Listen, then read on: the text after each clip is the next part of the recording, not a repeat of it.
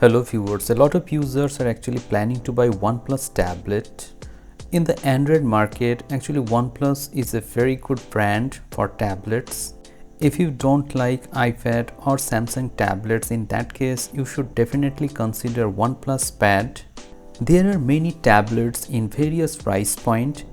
For example, if you are planning to buy an entry-level tablet, in that case you can definitely consider OnePlus Pad Lite.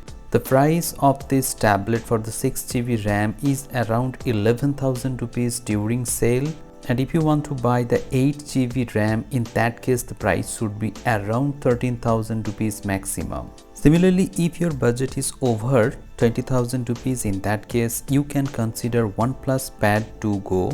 On the other hand, if you want to buy a high-end tablet, in that case you can consider two tablets.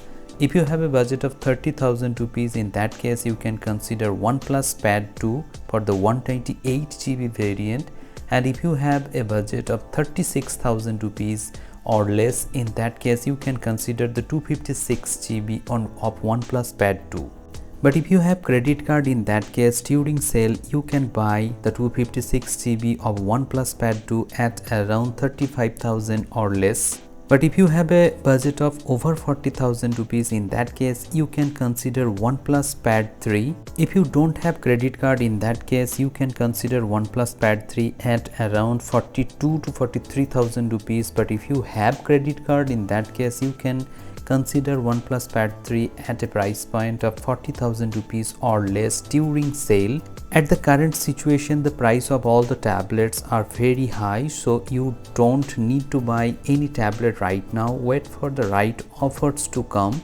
Definitely you will get better offers on tablets and iPads. So if you want to know about the best offers on tablets, you can subscribe the channel with notification bell on so that you don't miss any video whenever I upload any video.